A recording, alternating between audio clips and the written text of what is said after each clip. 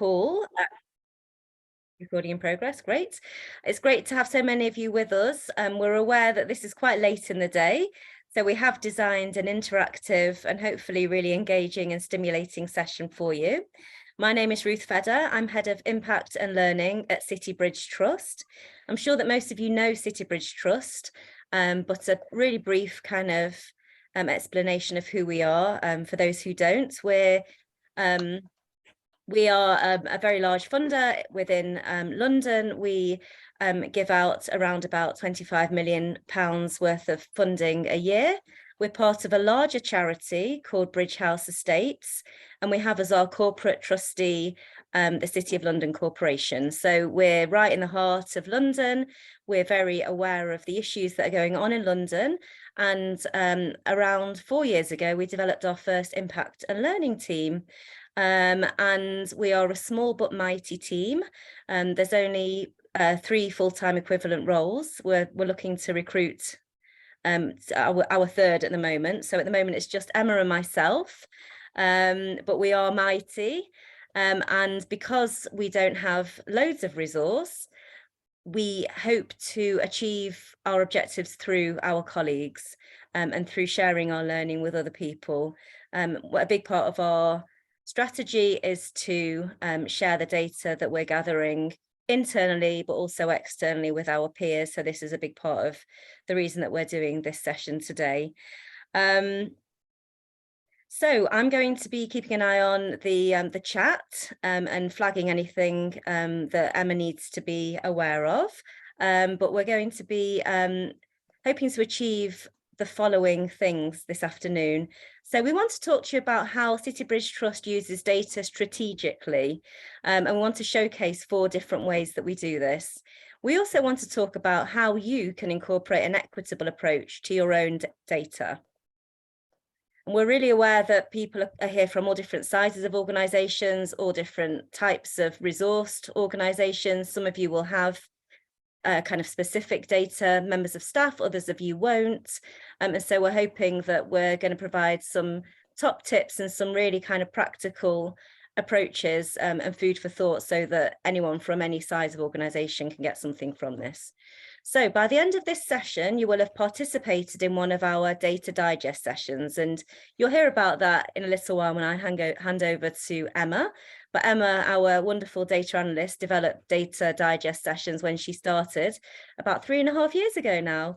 And they are a really well attended and really fantastically received some really fantastic feedback from our staff and board members. We're going to hear also about how CBT uses historical and current data for learning, communications and management decisions. And then we're going to talk about how to incorporate an equitable approach to data collection and usage. We're going to be delivering this session in line with our RIVER principles, and that stands for relevant, interactive, varied, empowering and reviewed. And this is how we aim to deliver all of our learning sessions, whether they be internally for our staff or externally for other funders or externally for funded organisations. I'm going to hand over now to Emma Horrigan. And Emma, if you'd like to just do a really brief introduction of who you are before you kick off. Yeah, absolutely. Thanks so much, Ruth. I am Dr. Emma Horrigan. I usually drop the doctor, it sounds so formal and stuffy. So I'm Emma, the data analyst at Citybridge Trust. And yeah, I've got a wide range of kind of analysis backgrounds, a PhD in engineering, and I'm really all about helping London's marginalised communities and data-driven decisions. So this presentation is right in my wheelhouse. And we are going to kick off with actually asking you guys what you think strategic use of data means. And so I'm sure you've got your phones near you somewhere, or you can go on a new tab and go to menti.com and punch in the code. So that is 79468820. And I'm going to show the answers as we come along. So just crack on and get your points in here. What does strategic use of data mean to you? Using data, you inquire in embedded methods to progress to other areas. Actually using data for decision making rather than not doing anything with it. Absolutely agree with you two first answerers. Give people a few moments. It might not mean anything to you yet or now, and that's absolutely fine. Timely, proportionate, relevant, and used in a consistent manner. Good. Using data to influence senior decision makers, more informed decisions. Absolutely. Make decisions based on data, not just instinct. 100%. Make sure data gets in the right hands, doesn't get duplicated, and makes decisions. Shapes strategy, raises questions. Lovely. And this is all of what strategic use of data means to me as well. Brilliant. Give people a few more moments. I know it can be hard to type on your phone and get things up here. Context, big picture, evidence-based decision making. Ideal. Thanks, everyone. Keep your phones with you. There's going to be a lot more opportunities to input. We'll go forwards from now. How do you use data well within your organization? Do you think you do? Where and how does that happen? Get that showing. Anything that pops in already? As we started off with a lot of stuff for you guys to think about. Nice.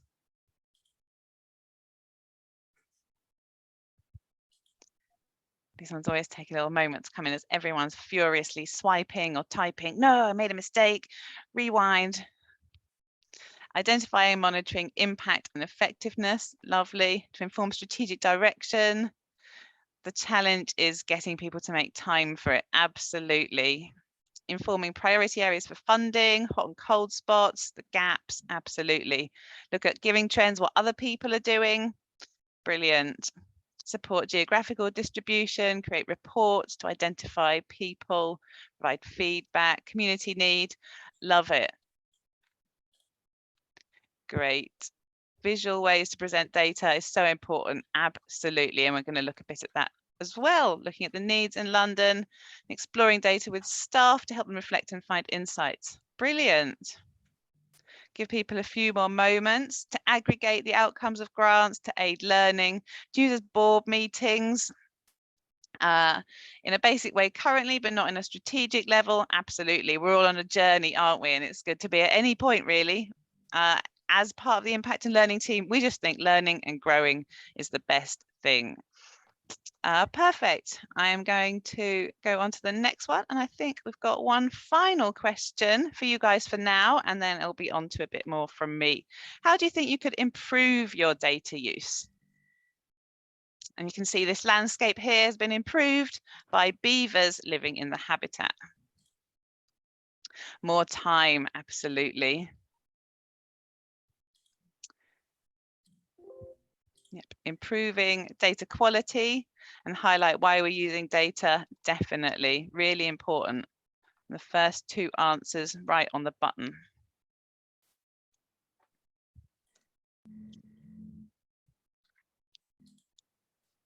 Being open to new findings, not seeking the data to back up preconceptions. Absolutely. More capacity, more accessible and more focus, more consistency, available externally and more visually, bringing it all together to build a better overview.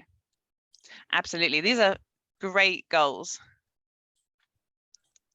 Be more planned and strategic, more in-depth, quantitative, more planning, more and better upskilling, absolutely, and presenting in an accessible way. Really great. So give a few more moments. Better understanding of what data can and can't do, definitely. Great. So we'll get going forwards. I don't know if everyone can see that little blue writing on the top there. I haven't done that, and if someone in charge could remove that, that would be great. I don't know if that's possible. So looking at data use at Citybridge Trust comes into several different areas. So Ruth talked about the data digest first, and we're going to do a data digest mini session now. Look at our funded organisation feedback, and then also the kind of categorization that we're doing of our data that gives us a kind of better idea of our impact in a more simplistic way. And that's through our project tags and our DEI data questions. Also look at how we bring in historical data. And of course, the really important thing is to get leadership and trustee buy-in. And so how we kind of take the leadership, including the members, along with us along the way. So Data Digest, one of our flagship products, and the question it's answering is, what do you do when you have too many reports to read? Because if you have too many reports to read, you're going to do like we all do. You put it on the one-day pile, and everyone knows the one-day pile becomes never, and you just think about all those things that you're missing out on. And it's really actually not a very good distribution of effort if everyone's thinking they have to read all the reports. So that's where the Data Digest came in, and I'm going to do a little mini digest session now. So this was from our latest digest, the April edition, gets talked about in May. And this was actually an LGBTQ plus special edition. We don't do many special editions, we've done 2. And you can see this is edition 32, so 2 before this one. The first one on race and the second one on the environment. And that digest always starts with this reminder. I don't know about you, but when I get presented with a lot of information, I start to panic. I'm going to need to learn it all, memorize it, and then there'll be a test at the end. There's a lot of information in the digest, and it's just to kind of generally give a bit more of a picture. And of course, because we're Citybridge Trust, we focus on London. So it's to further our colleagues' understanding of what's happening in London. I like to think of it like sitting on the lazy river. You sit in your nice comfy chair and you get taken past the things you need to see. And remember, there's no test at the end. Especially key for some of our people who are very time pressed, that might be our members and our trustees, is the digested digest. So if a slide pack's not digested enough, you just go to this slide and it tells you the facts quick and easy. So slide 10, just half of those who define their gender outside male and female feel safe walking in their own neighbourhood.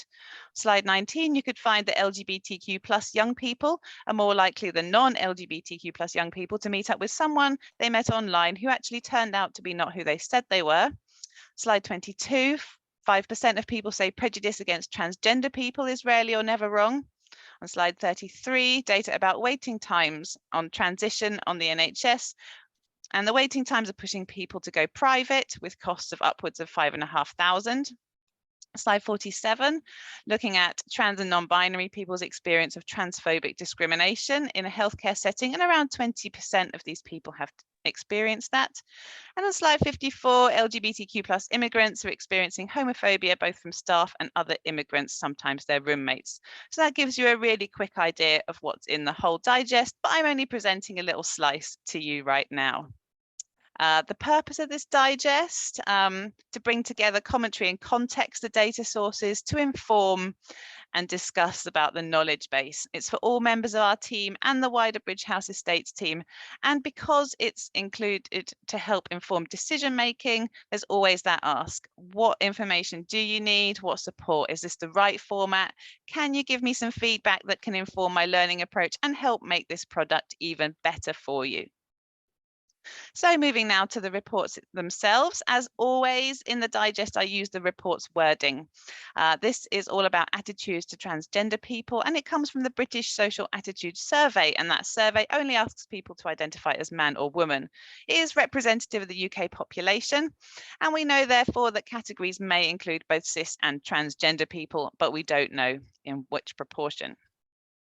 So in terms of prejudice, 76% of respondents said that prejudice against transgender people was always or mostly wrong, but 5% said it was rarely or never wrong. And that's an attitude that's remained broadly stable over time. When I'm presenting the digest, I tend to just kind of cherry pick the data and highlight things. So in the top right-hand corner, that's showing it's representative, which means this can be applicable to the whole of the UK. And if you had this real version and you click that I in the corner, it would also take you through to a table showing the source for this and why it's representative and talking a bit more about those details. So it's looking then at some of the graphs in there, remembering, of course, that this data is self-reported and that we often take a rosy look at ourselves. And it breaks down the prejudice against transgender people by sex, by age, and by educational qualification, which are all showing like slightly different variations. And when it came to people's feelings about transgender people, they were asked to choose from a list of words to describe their feelings. And 45% said they felt respect, and 21% said they felt admiration. Negative feelings were most likely to be pity. Few people said disgust, and only 2 people said envy. These feelings were also actually a bit more changeable by sex, educational qualifications, and then at the bottom by political affiliation, people's feelings were quite variable. And prejudices and feelings, unsurprisingly, were affected by how prejudiced people, feelings were unsurprisingly affected by how prejudiced people said they were.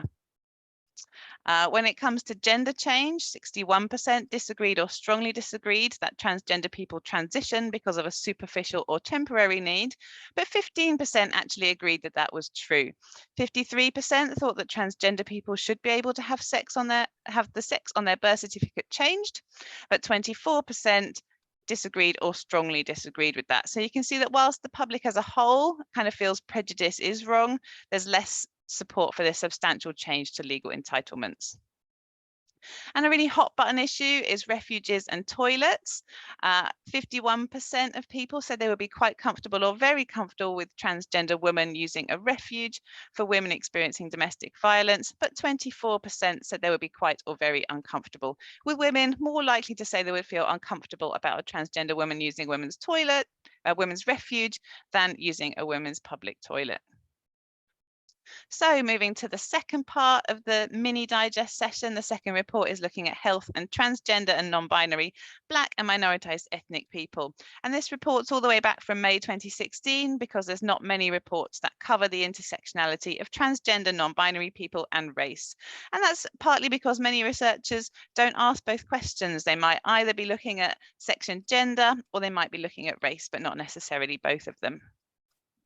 And we know that access to healthcare is a major determinant of good health, and being able to disclose your identity, behaviour and concerns to have an honest conversation with your healthcare providers is crucial.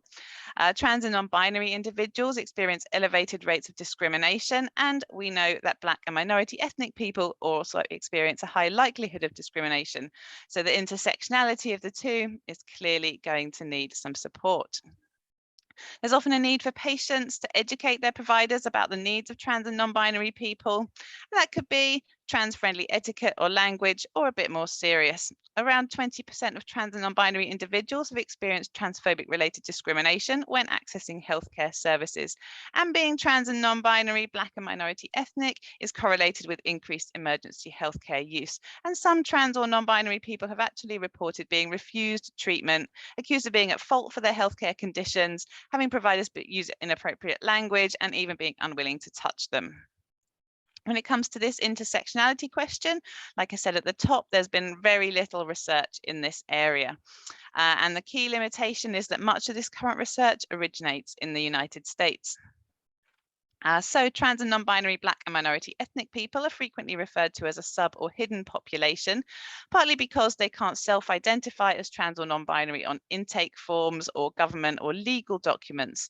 Among migrant and refugee trans and non-binary individuals, they really fear legal struggles and cultural insensitivities, which are paramount in the avoidance of seeking treatment where they might need it.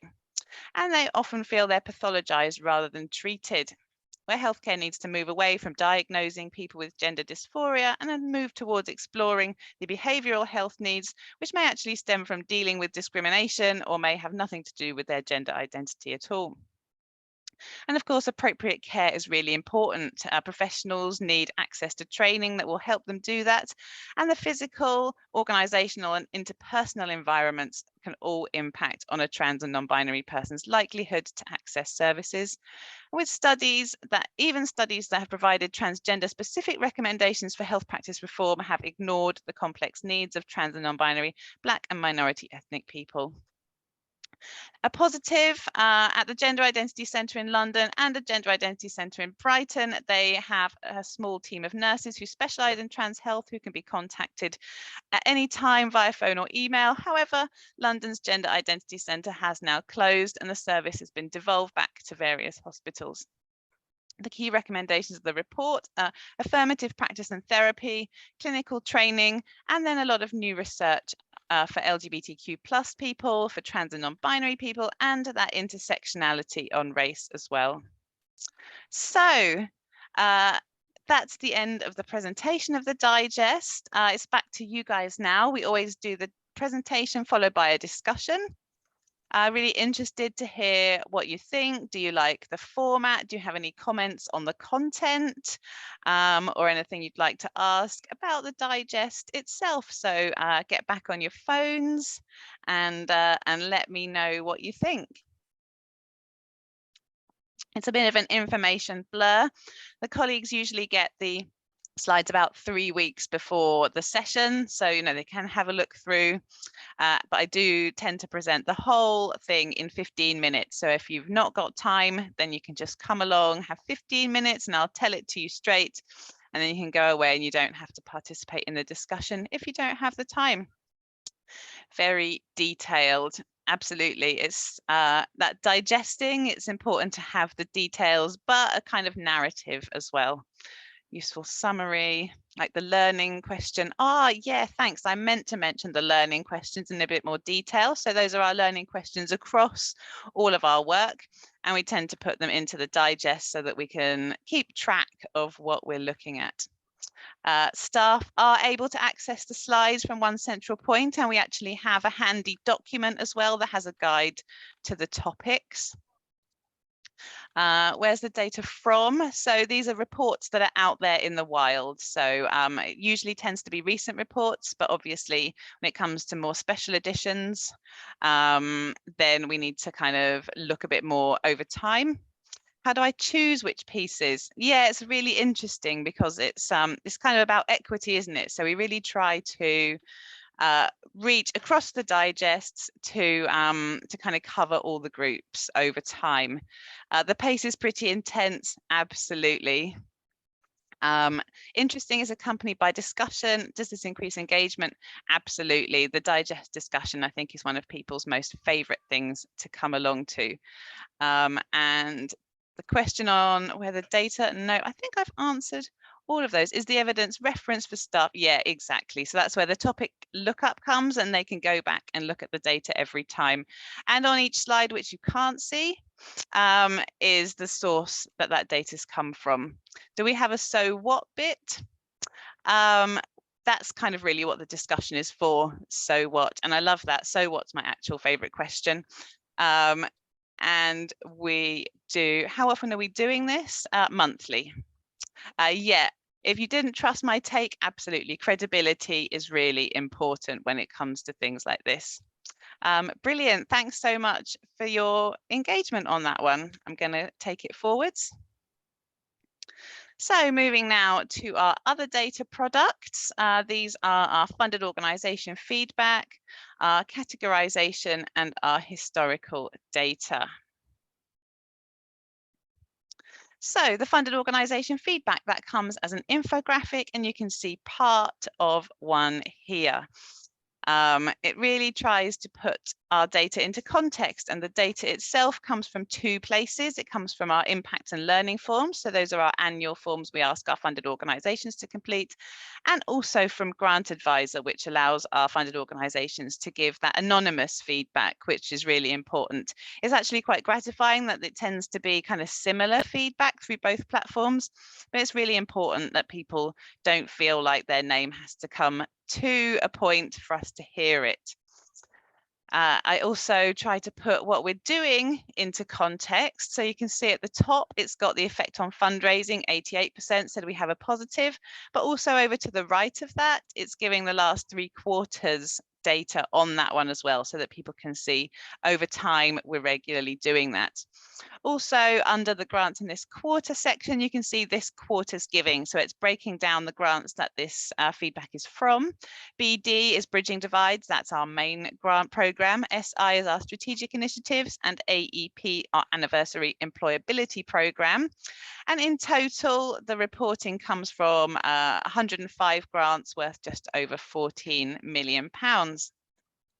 It's really nice to have all the positives, like it's nice that you give more than money, and that our fundraising, that our reputation adds credibility and those sorts of things. But it's also important to note the not so good stuff. So we also include things to improve for us, but also in terms of lessons learned, what our funded organizations have been learning. They're facing challenges and having to solve them on the fly. And so what they learned goes into this as well, so that everyone can see and understand, which really supports excellence both for us and for our funded organizations, because we're trying to improve, we're hearing how they're trying to improve, and we're sharing that around. So the next part is our categorization, which comes into two separate parts, and both of these really support our equitable approach. So the point of both of these is to have a kind of one-stop shop where we can really understand the focus of our grants and where our giving's going. So our project tags, you can see a little snippet here of our one pager that shows everyone all our project tags, which is a really useful lookup place, especially for our funding managers who are in charge of applying the tags to their grants. And it covers a wide range of equity groups, and it's broken down by race and ethnicity, by religion, by disability and illness, women and girls, all sorts of different groups, as well as kind of overarching grant purposes and other people that the grant might be reaching. We also have, for the past year just about, been collecting our DEI data to the DEI data standard. If you haven't heard of the DEI data standard, it's a standardized approach that quite a few funders are coming together to use to make sure that we ask the DEI questions in the same way each time, which really reduces the burden on people applying for funding, because they see the questions, they've already got their answers ready. So it doesn't just support our equitable approach, it also helps our funded organizations. So not just our strategy, also on the ground. So it's back to you guys for the question, how does your organization work towards an equitable approach? Of course, we are part of what we're doing is just learning all the time, trying to do better, that continuous improvement piece, coming to things like this, sharing, finding out what other people are doing.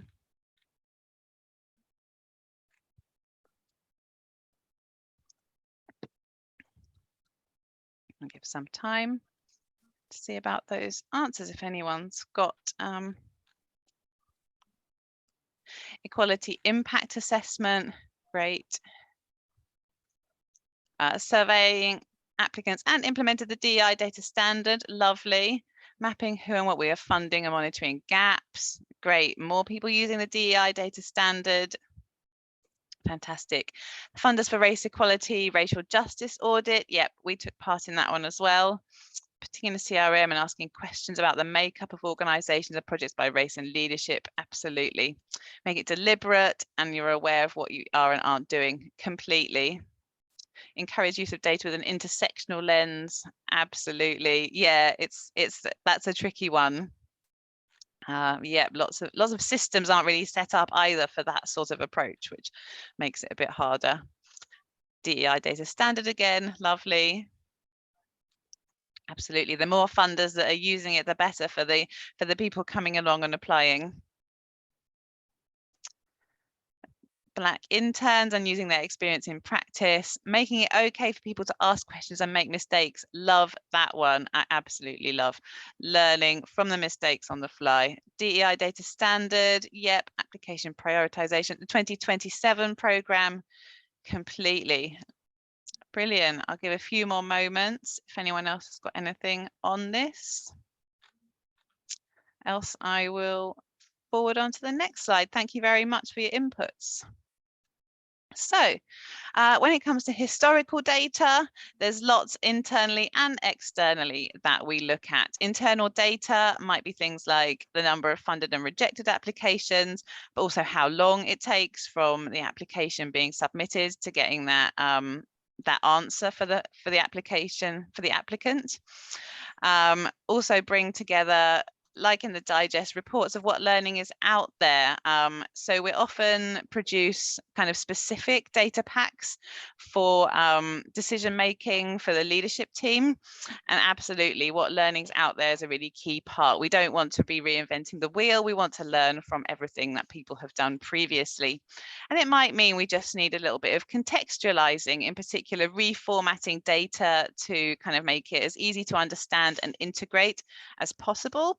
And this little plot here on the right is an example of that. So we were providing a briefing about the cost of living crisis and who that's impacting. And so I produced this little graphic here. You can see along the bottom, it says entrenched and historic struggles all the way to emerging. So from austerity to today. And of course, entrenched and historic is people like disabled people, ethnic minorities, and lone parents. And then more emerging today, we're seeing the homeowners with the mortgage rates, middle-class white people also being sucked into sort of struggling. So really just kind of putting it all together in one at a glance, really easy for those making decisions to see what's what. And we also work to review and reuse previously collected data. So I did a bit of work on our eco audits. So eco audits are a look at an organization's eco footprint with some recommendations on what to do to improve it, and then a review. So we actually, the output of that is some kind of cheap but useful top tips on reducing your carbon footprint, and I will try to remember to pop them into the chat at the end if you are interested. And then moving to our equity data specifically, so it runs through everything that we do, like we've been saying, and our goal is to support all groups of kind of underprivileged, marginalized, struggling, disadvantaged people in London. However, as all you funders, we need to have priorities because we can't just open the tap and fund everything. And so we really want to know, how are we doing within that? How are we doing versus our own benchmarks? How are we doing versus the need? And how is that all working really? Put that in a lot of context. So 360 Giving, funders who report to there, then we can see where other funding is going in London, and we can start to see where's funding missing, and where is our funding as well missing the right people. And on the left is something I've just developed recently. It's a kind of new way of plotting our by borough data. So these are all the boroughs of London.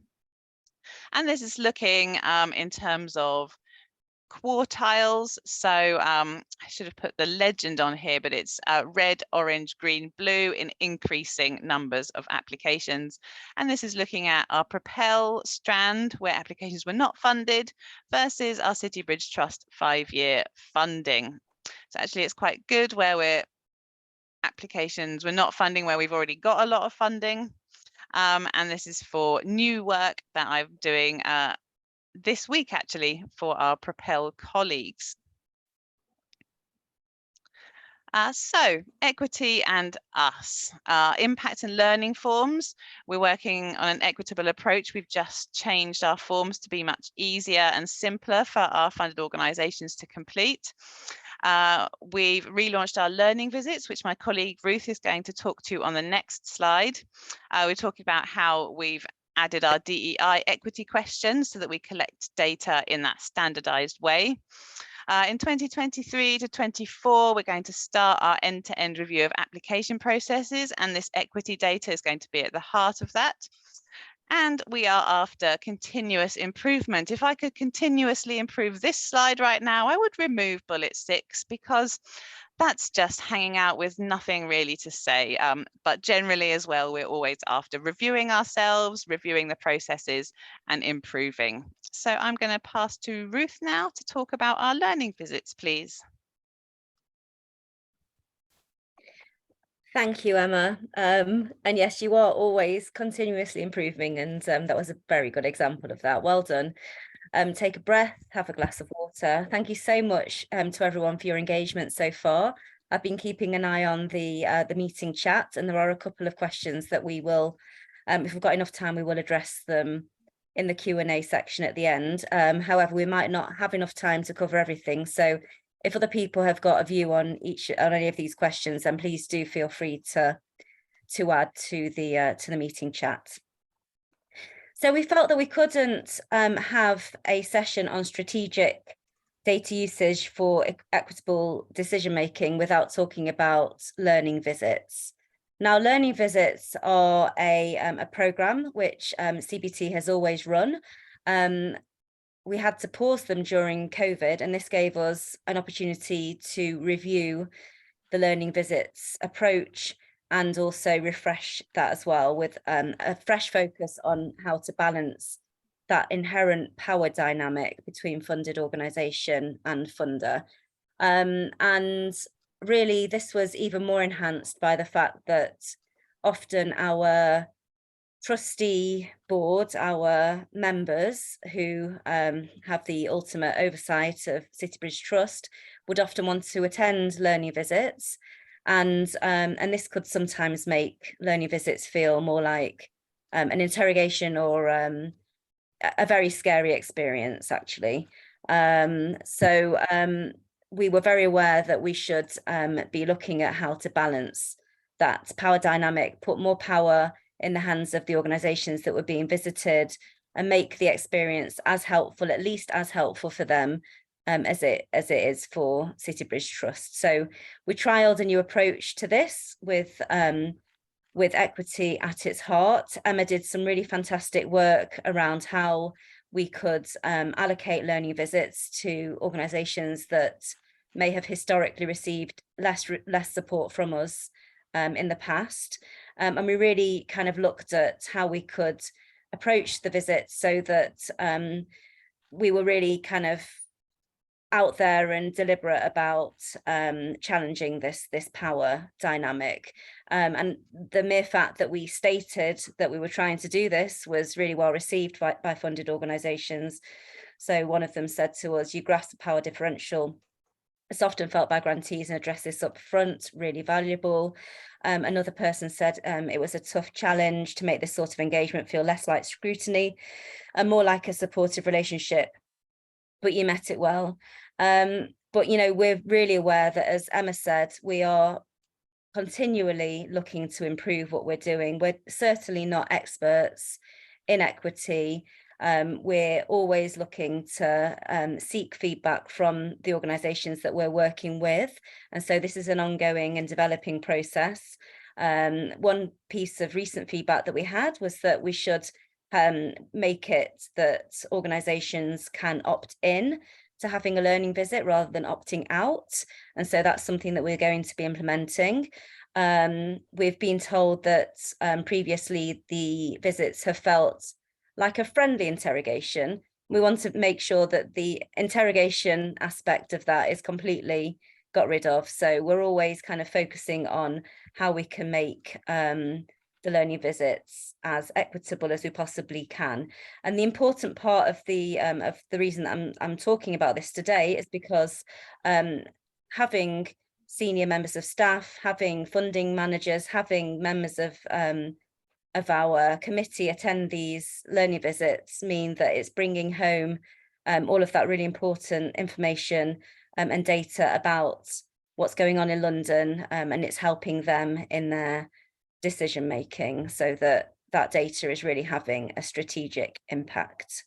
I'm going to hand back over to Emma now. Thanks very much, Ruth. Right, so it's back to your phones. Who or what does your organisation prioritise? And you can put them in order. It may be that you don't prioritise many of them. You just have to put the rest in whatever order you think. So you should be able to, I think, drag them or choose them into an order, and hopefully we'll start seeing the order change about. I don't think I've used this type of question before, so learning on the fly here. We'll see when the responses start to come in.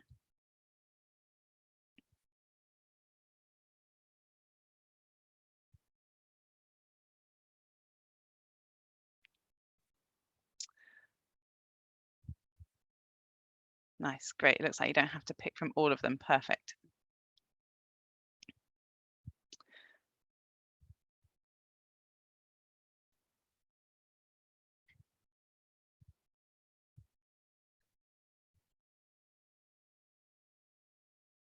Nice, great. Can see the responses coming in.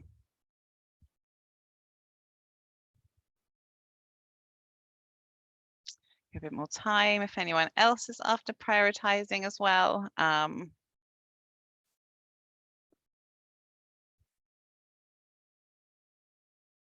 Really, the key point here is that you do have to prioritize that, you know, regardless of who you are, there's always going to be priorities and deprioritize people. And it's just being aware about that. It may be that it's your mission to prioritize certain groups or others, or maybe it's not. And in which case you might want to think about, what are you unconsciously prioritizing?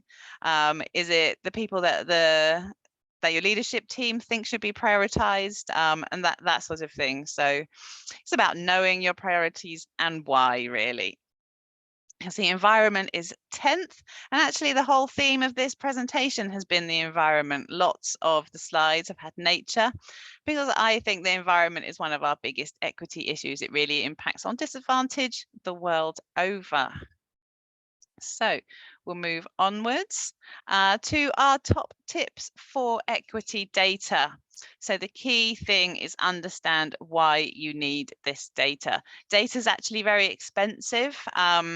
It takes time and effort, and it costs money to store it. So it's not just your time, it's the time of everyone answering the questions as well.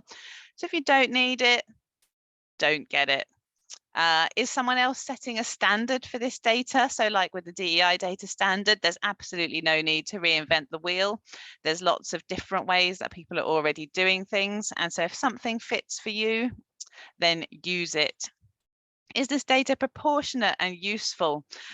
Proportionality is really important. Maybe if you're giving people tiny grants, you don't really want to check up on it very much at all. But if you're giving a large grant, you probably want to check in a bit more detail. And is what you're collecting useful? Is it informing what you're going to do, or what you're thinking, or your understanding in some way? So know what you will do with this data, both short term and long term. Is it to check and verify?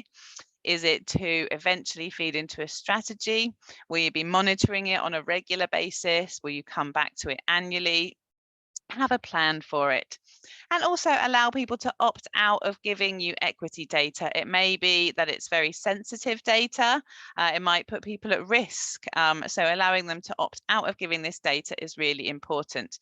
And of course, use this data in decision making. So make sure that where you make data products, you're doing something useful with this data, that it actually is also folded into decision making. Otherwise, you need to ask the leadership team what data would be useful in your decision making, and work out, do you need to do that instead?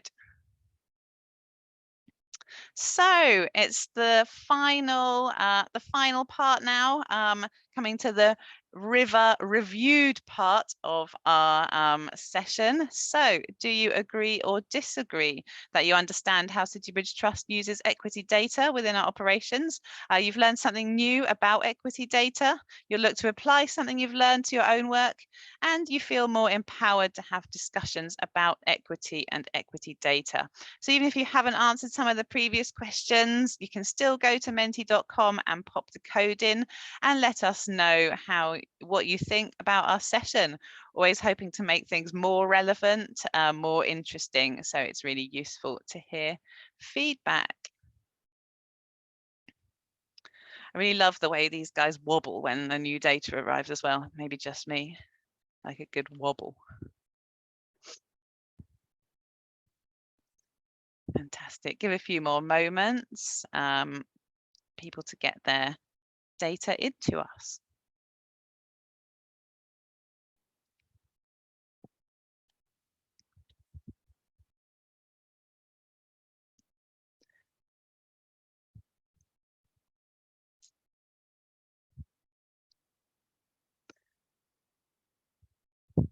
Brilliant. Well, it seems like not much more is coming in now, so I will go to our final slide, where you can ask anything. You can also actually use the chat, which I know Ruth has been monitoring all along. So do you have something for us to jump into, Ruth, or we can go to other questions? I do.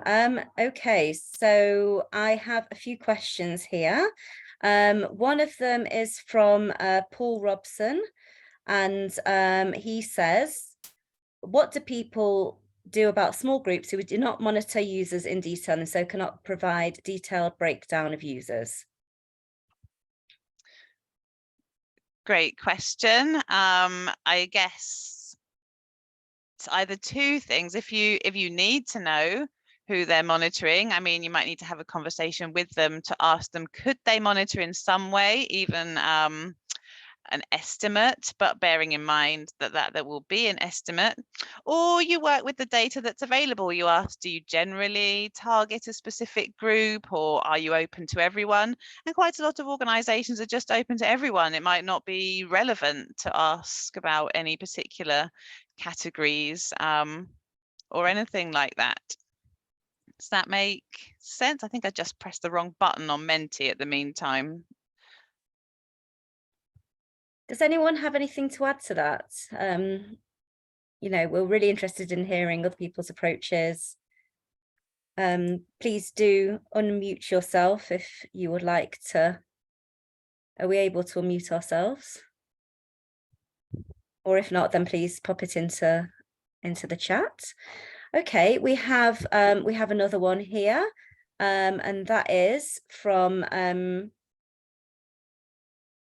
James Tulloch from the Henry Smith charity. It's more of a comment, really. Feels like we as funders should not be categorizing organizations or their work or the people or need they support. We should cede control over this categorization.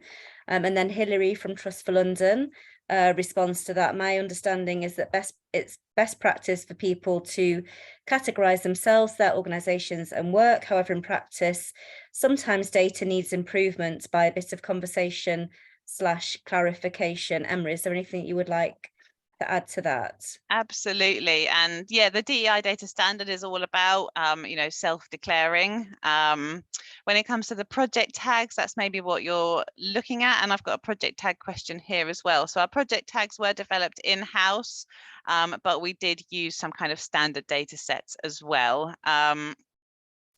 When it comes to applying those categories, we ask the funding managers to do it after a proper conversation. So at the point where they've assessed that grant, to do that, and to always use the wording that was on the application form. So much like in the data digest, where I use the wording from the report, to use people's wording. So whether they say they focus on, trans people, or whatever wording they want to use in terms of ethnicity, to be able to reflect that within the tags. And that's partly why we've got so many tags, to allow for that granularity and the nuance as well.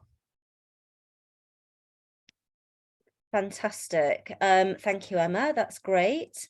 Okay, we've got another question here. This is a really great one. How has equity, this is also from James Tulloch. How has the equity data informed your decision making in practice? Any examples? We do have many examples, and I'm sure that Emma can share that with you. Yep. I mean, I was going to go straight for the learning visits, actually, where we decided to focus half of our kind of random selection of learning visits on equity groups. So using our equity questions, the equity tags, to focus in on what grants they are, so that we can actually prioritize those groups rather than it just being a random draw. Okay.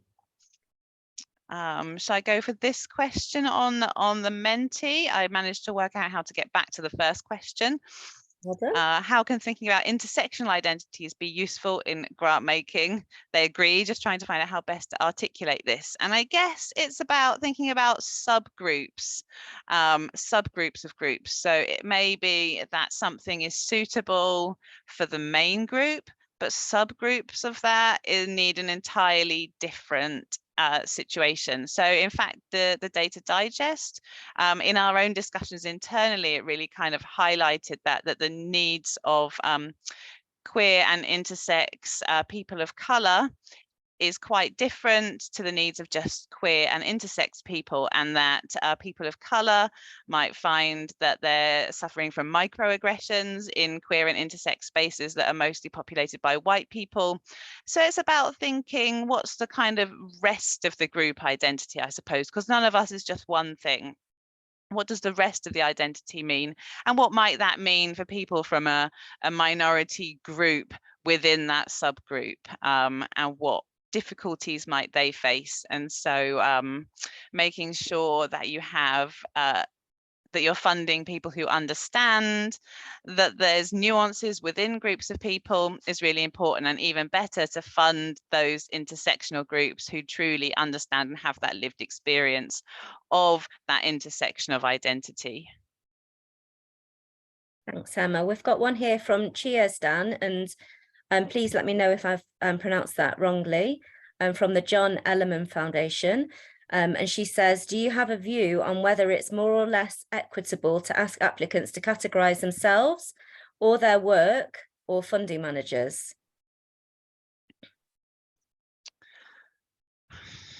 I mean, I think self-identity is really important, but at the same time, as funders, we need that broader overview, and things have to be able to be understood in bulk at the same time as understanding the individual details. So that's why we try to go with the wording of the applicant, but we try to have the funding managers give that overview as well. So yeah, I think it's because we think of the project tags as more our sort of internal look. So it's really for us to understand the impact as we understand it, whereas we would not be in the position of saying to funded organizations, oh, these are the tags we've applied to you. We would be using the DEI data standard for them to self-identify and publish that data. So that would be, those two pieces form part of our decision making, but the project tags are really about us understanding our impact as we see it. Thanks, Emma. And that was from Kirsten Brown. Do we have any other questions? Thank you very much to Tanya Cohen for giving a bit of kind of clarification on the DEI data standard there. That's really helpful. Any more questions at all in the chat?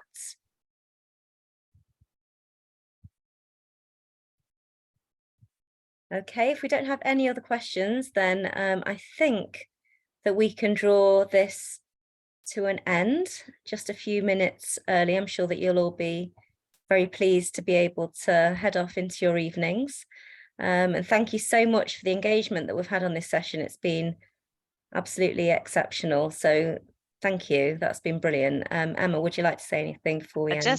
Thanks very much, everyone, for coming, for getting your phones out, for inputting. It's really great to hear everything that you've got to say as well. Thanks very much for your attention. It's a difficult time, Thursday at 4. So yeah, great work, everyone. Thank you, Emma. Thank you, Ruth. That was a brilliant session, and I'm really excited to kind of draw out the learning from that so we can share wider with our membership as well. Thank you, everyone, for coming. The festival runs till next Wednesday, so please go onto the website. There's plenty more sessions. There's some in-person ones tomorrow. We've got an in-person festival finale on the Wednesday, which we'd love to see you at. But yeah, thank you all so much, and hope you all have lovely evenings. Goodbye. Bye, everyone. Thank you.